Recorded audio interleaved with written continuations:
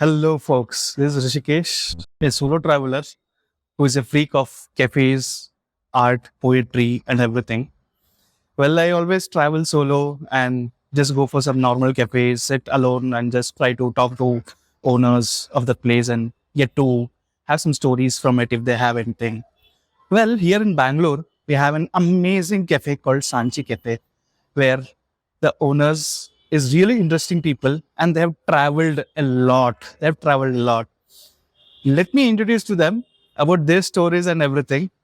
But before, this Sanchi Cafe has the best cuisine of Middle East, Eastern Asians, and Iran food, Turkish foods.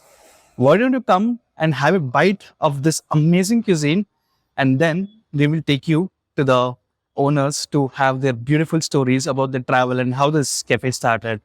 This is the most peaceful cafe I've ever been in Bangalore. Let's introduce you to them.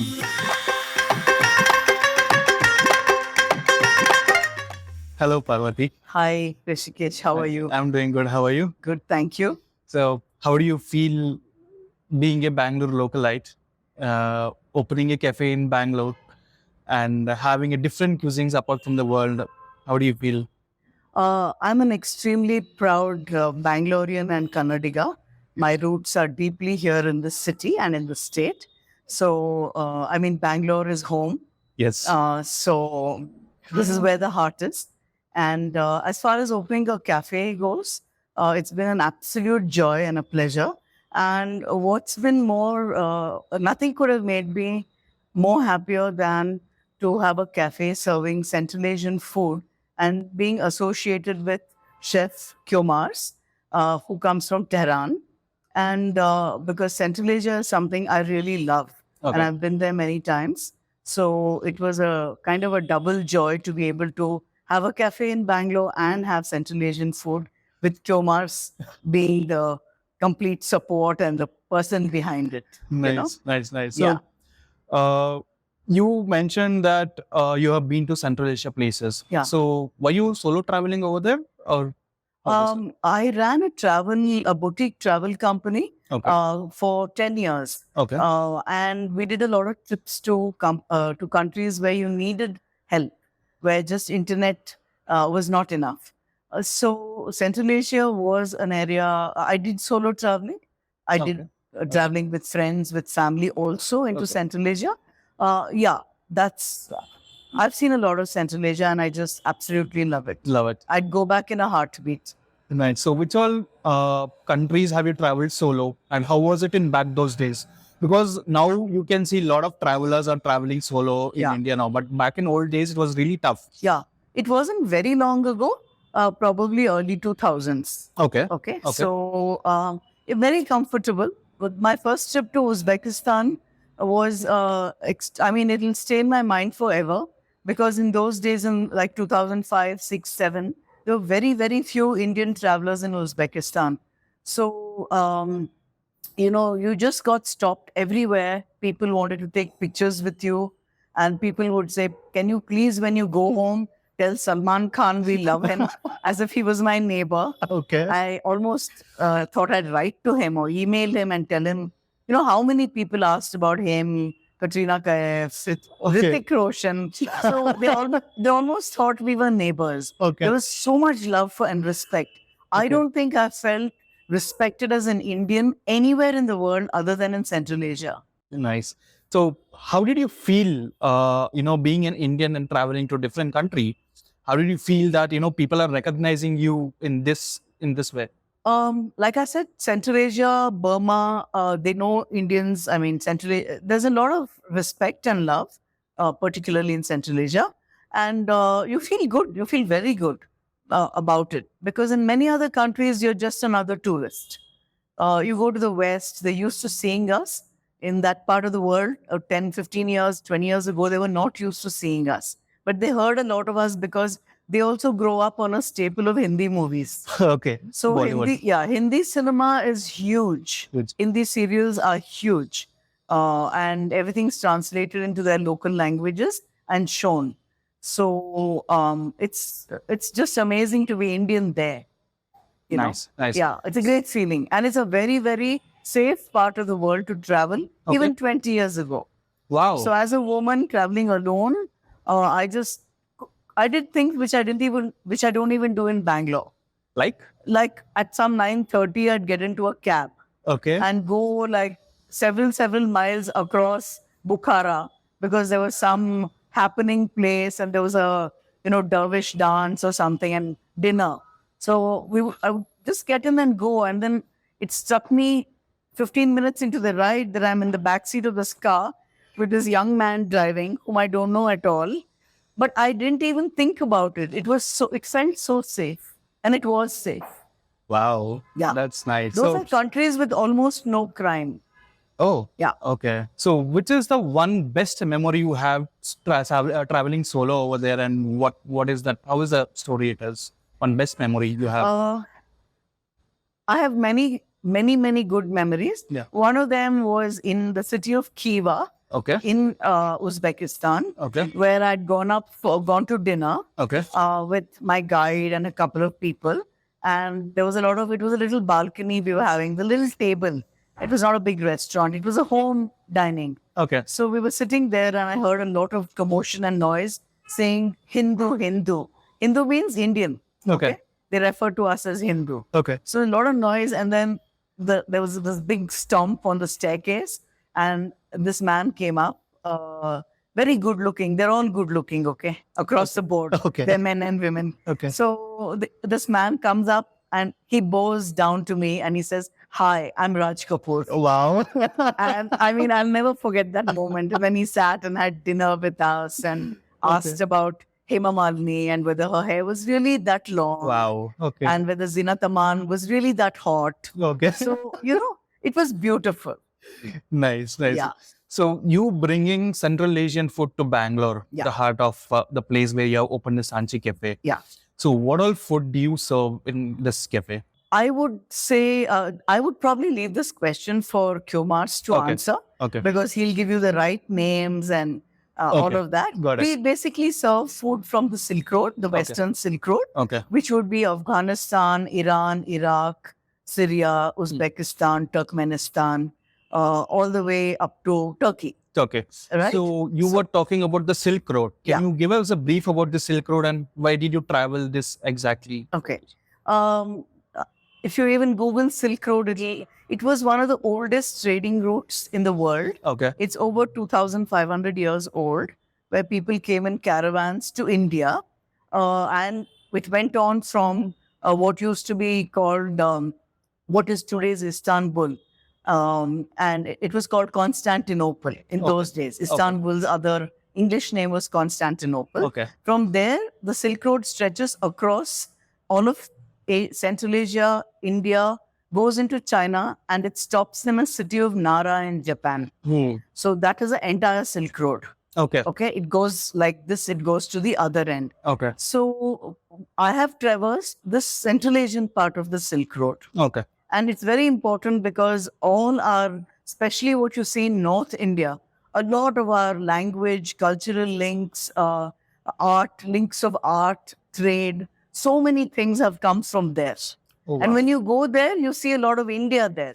Oh, Yes, you see a lot of India there and you see a lot of them here. is it like We think, for example, blue pottery in Jaipur or your Kashmiri kind of quilting, stitching.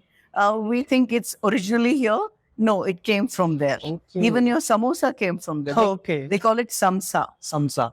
And it's always a non-veg, meat-filled samsa. Okay. And they were amazed that it could be vegetarian. Oh, Okay. nice. So yeah. How about what is this one spices and the culture? Is it the same as Indian as you mentioned? No, or no, no. Different. It's different. Okay. It's different. Okay. But like all Eastern countries in the world, there is that Eastern hospitality, Eastern warmth. You go to the Middle East, they're warm, they're hospitable. They're very hospitable, much more than us. Okay. You go to somebody's house for dinner, the table will be like 8 foot long and it will be filled with food from edge to edge. Okay. It's that kind of hospitality. They won't make 4 dishes and all. Okay. They'll make 24. Nice. So coming back to your cafe. Yes. So Saanchi. Yeah. Why was it named as Saanchi? Okay. See, I started Saanchi Antiques and Treasures, which is my antique store, in 2016. 2016. Yeah, I've always collected and been fond of old furniture, and I grew to love them for many reasons. Okay. So when I started Saanchi, I wanted to name the store. Let me first tell you why I started Saanchi. Yes. I'm a Bangalorean, and I wanted to give back something to the city, a space where people interested in antiques Okay. could come and spend time. It need not be an antique furniture collector. You could be a pen collector. You could be a hat collector. You could be a walking stick collector. Okay. But it is all antique. So antique carries with it a huge tradition of history and art and design. So there's a lot of art history, design, and history connected with antiques. So I was keen to have a space here which reflected all of that and where people could come and hang out. It's not just about buying. I mean, how much can you buy? But I wanted people to look at the furniture, admire it. One is people who know about it will automatically come running. Now, there are lots of young people like you who walked into this place, younger people who are like 9 years old and would ask me, Auntie, is this really a fan? Or is this really a phone? Because they've seen nothing other than a cell phone. So we have the dial, and then we have the one where you put a coin and you lift it off the Yes. wall. Yes. So this is the evolution of a phone, evolution of a fan. Okay. So I just felt that everybody should know about this. I mean, a classroom doesn't educate you, but you come to a place like this, Yes. Yes. you'll yes. get to see it. Yes. Yes. So it's not about buying all the time. It's about just expanding your horizons and knowing what happened before you. Because history is really important. You need to know where you came from to know where you're going. Exactly, So yes. that's why Saanchi was started here as a contribution of a space to the city. Why Saanchi? What does it mean? When I decided to open a store, I wanted a name for it, and I was looking for the name of an old city because I am dealing with old stuff, basically. So, things like Varanasi, Jerusalem, all this had been done and dusted. And I was looking for something else when Okay. it occurred to me that I could do Saanchi because it's associated with the Buddha. And it's also, there's a huge Buddhist stupa in Saanchi, which all of you might have read about or Yes. known. Yes. And Saanchi is bang on in the center of India. It's sort of like literally the central dot when you look at the map of India. And it's as old as Banaras almost. Okay. Living city, continuously inhabited. It is in the same sort of age group as Banaras. So I loved the name and I decided to name the store Saanchi. Okay. And later on, I found out when I Googled, I said it must mean something, right? Yes. And I was very happily surprised to find out that it means the goddess Lakshmi, Okay. the goddess of wealth. Saanchi actually means a collection. Oh. It could be a collection of wealth, Okay. of furniture, of anything. In my case, it's a collection of furniture. Okay. So it means collection. Go ahead. Yeah. Got it. One last question Yeah, for you. sure. Being a solo traveler, as a woman solo traveler, Yeah. what would you like to give a message for youths who are solo traveling now? Because you have traveled from 2000s. Yeah. And what is your suggestions to them? See, I think traveling solo is very important for every human being. You get to know your own limitations and your capabilities. Also, you get time to introspect as to why you're going somewhere. Was it worth it? What did you learn? The good things are that honestly, people are good everywhere. It's just our own mindset to think that, oh, you're going to X country, so it's going to be very dangerous. It's just about how you carry yourself. You take your own precautions, but don't be overly scared because the world is a good place and people are the same everywhere and it is safe. So just like you operate in India, you operate anywhere else. As a woman, very late night, I wouldn't go anywhere even here, or I wouldn't go into a known bad neighborhood. Just follow the same rules, Yes. And I think it's really nice. People are extraordinarily helpful. They're good. And when you travel alone, your own senses become very sharp. Yeah. You become smarter because it's a matter of self-protection, right? Yes. So it's good for you in the big picture to travel alone. There are a lot of good things that come out of it. Nice. That I would say travel alone. Do at least a couple of trips. It's always nice to have company. No doubt about it. But I think one should learn to enjoy one's own company even more. Yes. Yes. You know? Yes. It's fun. Yes. You realize whether you're a fun person or you're boring. So, guys, there is one of the partner of this cafe owner who has traveled solo for many countries, and they have opened a cafe over here. Well, it's time to move to one more person, very interesting person. Let me bring him in. Hi, Kemas. How are you doing? Hi, morning. So we actually come back to cafe just to talk with you, with your Wow. tales and Thank with your you so much. poetries and all those things. And we know that you're an amazing chef also. Oh, You have come from a very different place to Bangalore. That's so right. how was the journey and why was it in Bangalore? I came from Iran, Okay. and I came from the city of Tehran, the capital city. And then why I came here, my parents wanted me to study BDS here to become a dentist. That's why we planned Okay. to come to India. But of course, I never studied that, and I studied something else later. So that's the reason that I came to Bangalore. You being a chef, you have traveled a lot of countries on culinary journey or whatever it is. Can you give a bit more information about that? Sure. See, I have traveled few places. Besides, I have also traveled almost all over India. But I always were interested to cook and present the Persian cuisine or Irani food because just I wanted people to taste and be exposed to the food that we really eat at home. Because I have come across people who have been to Iran, and when they come here, they immediately ask, "You have chalo kebab?" So I don't want people to think we only eat chalo kebab every day. In fact, maybe once, twice in a year we eat that. Just wanted to see what we have. This is the reason which Okay. I'm doing this. And then, of course, I have learned from other cuisine too. Okay. But thing is, I always wanted to offer original recipe, Original recipe. original food. Okay. So I've been suggested by friends, well-wishers, and I appreciate it. Why don't you Indianize this recipe? I said, no, let people have this, and I'm sure they will like it. Okay. So being in a Saanchi cafe for so many years, Yes. how do you feel the crowd is accepting your flavors which you're making it? Okay, just when you're talking about the cafe at Saanchi, first of all, I have to say, here, what has happened to me, I feel that's a miracle. So in Bangalore, I met Parvati and her family, a lovely family. And then when I came to know that she wants to have a kind of different cafe here, so that was another pleasure. She has been really like a sister to me, a really big support to us in any aspects.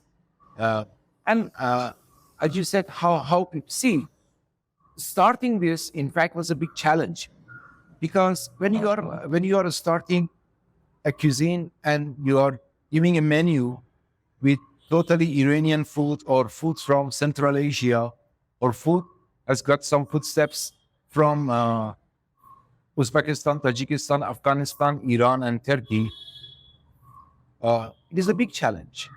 How will people accept it? But fortunately, it happened and people liked it. Nice. And people liked it. And of course, perhaps you have noticed this and witnessed it. The cafe is not just a place for me or to me just to sit and eat. I go to each and every one and talk to them. Yes. Yes. I Yes. introduce myself. I introduce the dishes I'm offering here. I tell them the recipes. And that has made people to like it more. Okay. You also have these cultural events like poetries, art, and everything. Yes. So can you give a bit more information about why this poetry thing is going on? Definitely. Poetry is flowing in my blood. I've grown with it.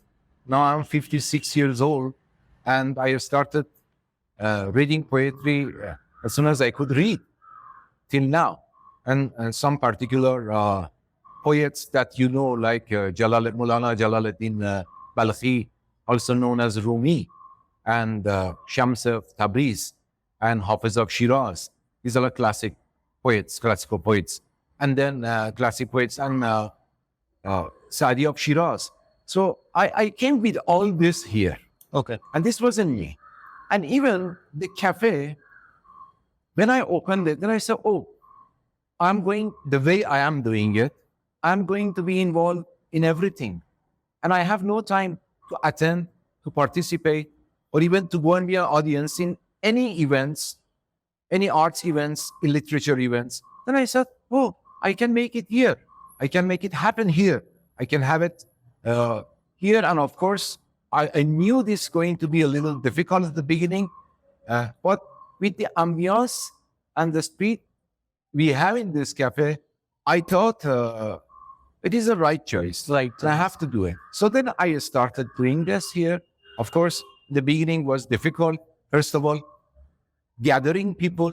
And then when you gather people in the early stages, everybody comes. Some don't enjoy. Some they just come for food.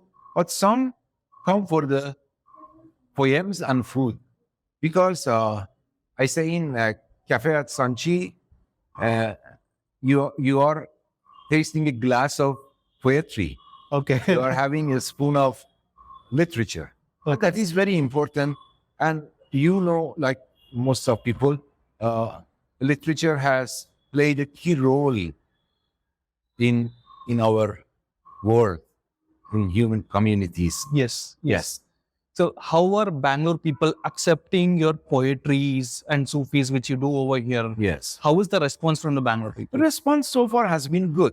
See, I have to also say, the cafe, which I have started, of course, I told you about Parvati. And I have to also mention my wife Purnima and my son Dalir. And there, I have to appreciate and I have to thank them for the constant support they had here, there with me in the cafe. And when it came to the poetry, I started with Persian poetry. Persian poetry. Yes. Until I met a very lovely and great person. Her name is Shayista Yago. Okay. And Shayista, like me, she likes poetry. She writes poetry. She is a poet. She has published books. Okay. The raps, The Dance of Passion, etc. And when I met her, it was a really great inspiration. So, in fact, after meeting her and inspired by her poetry and her character, I started writing English poetry. Oh, wow. Yes. Okay. So I brought the Persian spirit into English. Oh, okay. When you read them or when you hear them, you feel it is come from Iran, it is come from Persia, but it is in the English words. So fortunately, people accepted it. We have had with her several programs on Shams of Tabriz, on Rumi, as you say, other Persian poets and Sufi poets, as they say here, and all have been welcomed, and really we have good crowd here. Okay. And we are doing more also. Yeah. So people doesn't know about you're the chef. Actually, you were the chef before, which you put your own Yes, flavors over yes. here. So what would you like to tell to people about your cuisine? So what exactly they should try in Saanchi? Yes. See, as I mentioned briefly, I give authentic food, authentic recipes. And when I came to Saanchi, I came from ground floor and I saw the history. And that history I carried and I came up. And when I saw the place, I say, hey, I have to offer recipes which they have history. And it goes with the theme of this building. And it goes. Okay. Everything I have here has a history behind it. When I have introduced a particular dessert from Iran, I tell the people about that. And I say, for example, this particular recipe is 1,500 years old. Oh. I tell them how I make it. Besides, with difficulty, I get many of my ingredients from out of country. Okay. And as you say, being a chef, so-called, I am involved in all cookings. I mean, say purchasing, preparation, cooking, and plating Okay. until the food comes on the table and you eat. And then I come with that. And I ask them. Okay. So I want food to be original.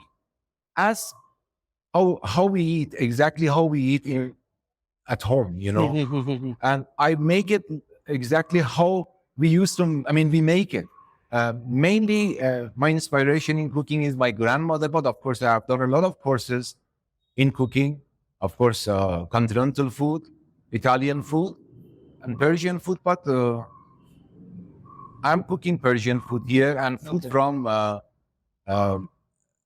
Silk Road. Silk Road. Okay. Yes. Okay. So, what is the one poetry you would like to tell to our people? That you would like to just explain one poetry? Yes, I just like to read 2 lines from Rumi, which is about food.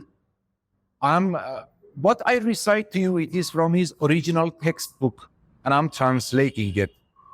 I recite it in Persian first, and then I tell you the meaning. Sure. He says, "Man sar nakhoram ke sar geran ast." I don't eat head because head is heavy. He's pointing out to a dish that today still we eat in Iran, in other parts of Silk Road, and that is kalle pache, or head and hoofs. Okay? So he says, I don't eat head because head is heavy. Okay. Pache nakhoram ke ustakhan ast. I don't eat hoofs because it has bones. Okay. Biryam nakhoram ke ham ziyan ast. I don't eat grilled food. That also can be unhealthy. Man nur khoram ke nashv jan ast. I eat light to enrich my soul. Wow. So, the poetry is my life. I live in poetry and I live with this. Okay. So, the same thing is flowing in the food, but I'm cooking and I'm serving. And when I talk to people, I try to put it in that poetic way. For example, if somebody is asking me, what is Mirza Parsani? Mirza Parsani is a dish from Caspian Sea region in north of Iran. The history of this goes back to 150 years ago. And it is charred eggplant steamed with garlic and tomatoes and served on pieces of toast. So I try to put it on a poetic way. Amazing. Yes. One last question Sure. for you. Why do Bangalore people or any people would want to explore Café at Saanchi, and what would you like to give them back? Sure. You mean why they want to be here? Yes. See, because here I'm giving them something which they don't get it anywhere else. Okay? Yeah. First of all, everything is authentic. And besides food, which is, of course, is very important when you come, you look at the ambience. Yes. And then, personally, I talk to them. I want them to feel at home. I want them to feel at home, and they talk to me and they talk to one another also. Okay. This is what I feel it is happening in our cafe. This is what I'm really feeling. And I feel people should try this. People should experience it. Okay. So what about the poetry thing? When all these events actually conduct? Yes. Actually, when we talk about events, see, events are, when we are talking about the cultural events, or for as Parvati has explained, he has not only poetry, but I talk about the poetry part of it. Okay. See, we have to prepare for it. We have to sit and write. It is not just we decide and we open the book and sit here. No, we have to prepare what we are going to talk. Okay. And then we find a date for it. And then we have to find a way also to reach out people. So it is And not. that happens only on Instagram, the Café at Saanchi. Okay. Okay. Yes. So it is not just some book cafe, book poetry or anything. It's just you guys go into To the pick it depth. up and read. No, Okay. we prepare. Okay. We prepare. Now, for example, hopefully we are preparing for some other day. I mean, few days, we are going to have, again, a talk on Shams of Tabriz. So, Shayistan and we prepare for that. We read, we take notes, Okay. and then we speak to other friends which they are helping us. I should also really thank them, Dr. Ali Parsa, who left recently and went back to Iran. Okay. And then now Dr. Nima and Dr. Amir. These are playing instruments, Iranian instruments, Okay. traditional instruments when we are reciting poems and all that.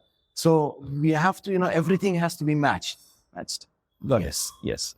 So, guys, if you want to experience the real poetry and have a sip of Turkish coffee or a Irani tea, come here, hop into this cafe with this man. He will explain you in a beautiful way with the poetry, and you can sip one of the best journey talks with him also. Thank you. And this is at Café at Saanchi.